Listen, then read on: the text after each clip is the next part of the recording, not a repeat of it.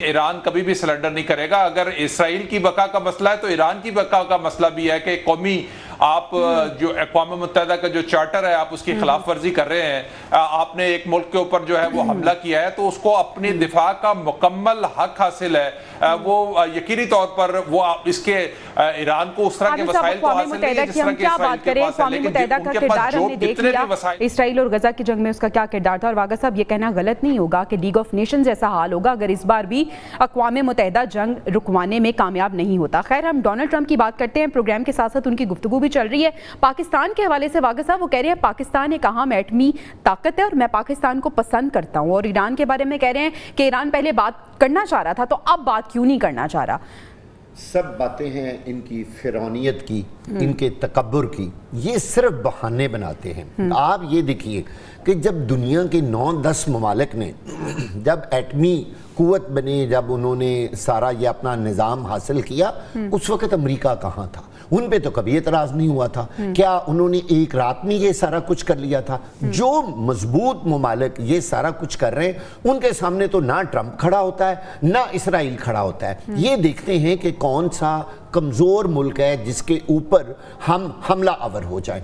अब ईरान जो है वो बहुत सालों से अमेरिका के ख़िलाफ़ काम कर रहा था, और अमेरिका, मैंने पहले भी कहा, अमेरिका की आंखों में वो खटखता है ईरान। तो अब उनको एक बहाना चाहिए था। ये एटमी तनसीबात, ये जो कहते हैं ना कि जी हम एटमी तनसीबात को पाक करके पूरी दुनिया के अंदर अमन लाना चाहते हैं, तो भाई एक मुल्क के पास अगर ये नहीं होगा और 10 ममालिक के पास एटमी कुव्वत होगी तो फिर कैसे अमन कायम हो सकता है? जैसे कल भी आप बात कर रहे थे, फिर दिखाएं ना, इक्वालिटी दिखाएं। तो इक्वालिटी दिखाएं ना, या तो सबके खत्म कर दें या सबको एटमी कुव्वत बनने का मौका दें। उनको कहें जी आप बन, जब तक दोनों एट पार नहीं होंगे सारे ममालिक तो फिर दुनिया में जंग नहीं होगी। एक कमजोर होगा, दूसरा मजबूत होगा, वो हमेशा कमजोर के ऊपर हमला आवर होगा। बात सिर्फ इतनी सी है कि अमेरिका के इंटरेस्ट ये हैं कि ईरान को किसी भी तरीके से जेर करे और उसको मजबूर करे सरेंडर करने पे। लेकिन मैं यहाँ आपको बड़ी क्लियर एक बात बताने लगा हूँ, ईरान किसी सूरत सरेंडर नहीं करेगा।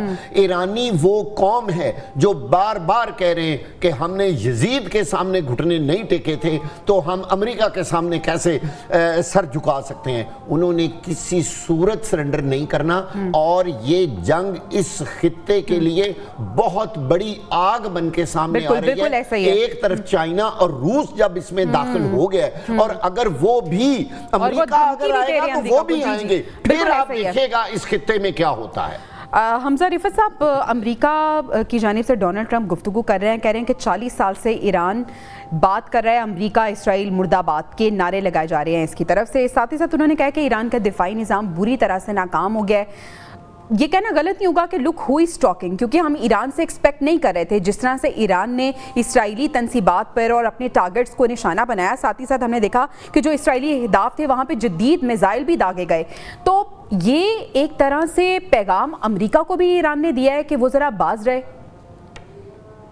जी बिल्कुल, क्योंकि इससे पहले हम सब यही समझ रहे थे कि जो इसराइल का आयरन डोम, जो एंटी मिसाइल सिस्टम है उनका, जिससे वो मिसाइल्स को इंटरसेप्ट करते हैं, उनको गिरा भी देते हैं, वो इम्प्रेग्नेबल है। पर ईरान ने जिस किस्म की, आप कह सकते हैं, बराज ऑफ मिसाइल्स इसराइल की तरफ उन्होंने फायर किए हैं, उनमें से बहुत सारे जो ऐसे मिसाइल्स आयरन डोम को पेनिट्रेट करके तल अवीव के अंदर जाके काफी कैजुअल्टीज भी हुई हैं इसराइल। असल में अमेरिका की तरफ से इस किस्म के स्टेटमेंट्स जो आ रहे हैं वो बड़े आयरॉनिक किस्म के। मैं आपकी थोड़ी सी जो है निशानदेही इस मामले में करूंगा कि 2015 के अंदर जब joint comprehensive plan of action का जब एग्रीमेंट साइन किया गया था ओबामा एडमिनिस्ट्रेशन और ईरान के दरमियान, जब जवाद ज़रीफ उनके फॉरेन मिनिस्टर थे, जहाँ बात की गई थी कि ईरान जो है अपनी इन्रिचमेंट एक्टिविटी जो है वो इस हद तक आगे नहीं लेके जाएगा स्पेसिफिक बार के ऊपर, उसके बदले में जो है उनको कंसेशन मिले जाएंगे। JCPOA एग्रीमेंट को किसने स्क्रैप किया था? डोनाल्ड ट्रंप ने स्क्रैप किया था। बिल्कुल ऐसा ही है। ट्रस्ट डेफिसिट्स किसने वाइडन किए थे? ट्रंप ने किए थे। और अगर ईरान की तरफ से ये जो बातें कर रहे हैं कि अमेरिका को ग्रेट सैटर्न कहना और इजराइल को लेसर सैटर्न करना, ये तो ईरान की तारीख रह चुकी है कि 1979 के रेवोल्यूशन के बाद उन्होंने एक एंटी वेस्ट ओरिएंटेशन अपनी अपनाई है, जो एंटी शाह जो उनकी ओरिएंटेशन थी वो पहले की हो चुकी थी।